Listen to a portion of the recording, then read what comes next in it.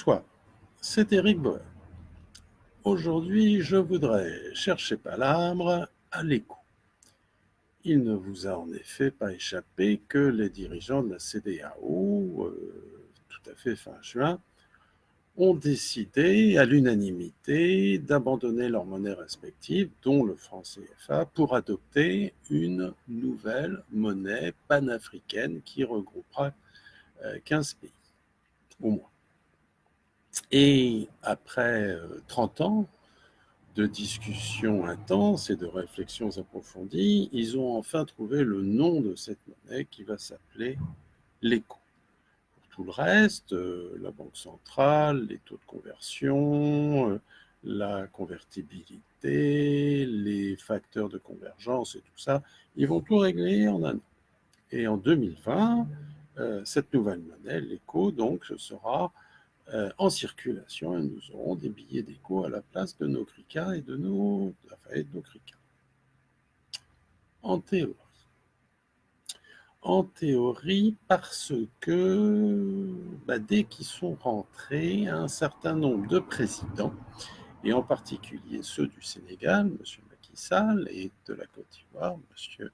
Ouattara, ont dit que c'était très bien, mais qu'il ne fallait pas forcément se presser. Ils ont même utilisé le terme d'approche graduelle. Approche graduelle, si vous ne savez pas ce que c'est comme moonwalking de Michael Jackson. Vous faites semblant d'avancer et en fait vous reculez. Alors pourquoi ces présidents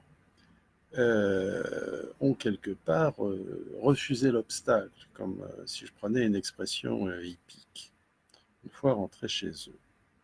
Alors, les panafricoteurs patentés, les camisébas, brûleurs de billets, vous diront que c'est parce qu'ils ne sont que des valets du néocolonialisme français, à la solde de l'impérialisme occidental et autres.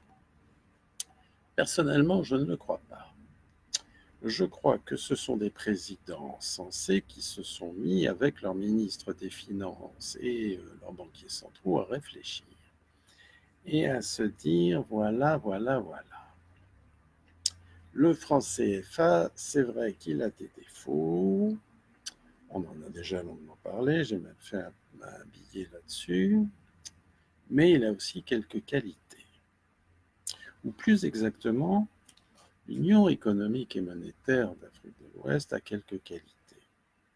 Ces qualités, c'est que aucun des pays qui la constituent n'est tellement plus gros que les autres. Le plus important, c'est la Côte d'Ivoire avec 37 milliards de dollars de PIB, mais c'est d'un rapport de 1 à 2 avec des pays comme le Mali qui fait 15 milliards de dollars. En ce sens, aucun pays ne peut vraiment dicter sa volonté aux autres et on doit aboutir à des décisions par consensus. On ne peut pas faire autrement. Tandis qu'avec l'éco, avec l'éco, il y a un problème. Et le problème, il s'appelle Nigeria. Il s'appelle Nigeria, non pas que le Nigeria soit en soi un problème, mais parce que on change d'échelle. Le Nigeria, en effet, c'est 375 milliards de dollars de PIB et c'est 190 millions d'habitants. C'est-à-dire que c'est une échelle de 1 à 10 par rapport à la Côte d'Ivoire et c'est une échelle de 1 à 15 par rapport, par exemple, au Sénégal. Alors, ça veut dire quoi? Ça veut dire que comme le Nigeria est une économie qui dépend du pétrole, puisque 90% de ses exportations sont celles de pétrole et que 50% de ses recettes fiscales sont liées au pétrole, ça veut dire que des pays comme la Côte d'Ivoire ou le Sénégal ou le Mali, encore plus des petits pays comme le Niger ou le Burkina Faso, des pays petits en termes économiques bien sûr et pas dans d'autres termes, vont tout d'un coup se mettre sous la dépendance de l'économie nigériane de par sa taille. Quand il y a un pays qui est 10 fois plus gros que les autres, c'est lui qui finalement influe et impacte. Et ça veut donc dire que les économies de ces pays vont tout d'un coup, elles aussi, être dépendantes des cours du pétrole. Si les cours du pétrole augmentent, tout ira bien. Mais s'il baisse, comme ça s'est passé il y a quelques années, là, ça veut dire aussi que la monnaie baissera et que donc il y aura des problèmes d'inflation, de renchérissement des denrées et autres dans des pays qui, eux, en fait, n'ont pas de pétrole, comme pour l'instant le Mali ou le Burkina Faso.